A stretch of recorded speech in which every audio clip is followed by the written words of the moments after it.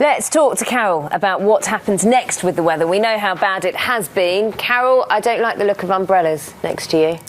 Well, for some of us, Naga, it's not going to be too bad, but for some of us, we will need those today, and in fact, through the weekend as well. Good morning. The forecast for today is one of sunshine and showers, and some of the showers, like yesterday, will be blustery with hail and thunder, but like yesterday too, some of us will miss them. But not so if you're in the northwest of Scotland. Here we've got a weather front enhancing the showers, some of them merging to give some longer periods of rain.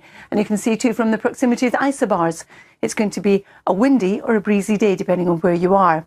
So the wind continuing to strengthen through the morning, particularly across northwest Scotland, where later we'll be looking at gusts touching gale force. The showers again prolific in the west. Some of them could get over to central and eastern areas, but here you have a better chance of staying dry. So by the afternoon, we're looking at bright spells or sunny spells and just the risk of a shower. Again, showers as we carry on into the southwest. If you see greens or yellows on the charts, that's indicating where the heaviest are likely to be. And don't forget the blustery nature. It's the same too for Wales, blustery showers. But for Chester into Lancashire, something drier. However, for the Pennines and Cumbria and also Northern Ireland, we're seeing those showers. And in Northern Ireland, they're also going to be accompanied by gusty winds, but not as gusty as northwest Scotland, where the gusts will touch gale force. And we'll see a lot of showers clumped together, falling in snow above about 400 metres. Eastern Scotland and northeast England, though, hanging on to drier conditions with an outside chance of a shower. Now, through the evening and overnight, the showers do continue in the north and the west. It will still be windy for a time. Then we've got a little runner scooting in across the English Channel, introducing some showery outbreaks of rain. Now, we expect it to affect the Channel Islands and southern counties. It might make some progress inland, even into the southeastern corner, but this is the scenario we expect currently.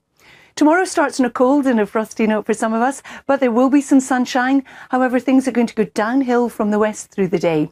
The wind is going to strengthen, so anywhere from North Wales northwards, we could well be looking at gusts even inland, 45 to 50 miles an hour, coupled with rain coming in across Scotland, Northern England, Northern Ireland, and eventually North Wales. For the southwest, we're looking at showers. So it's really central and eastern areas seeing the best of the weather tomorrow, and actually on Sunday as well.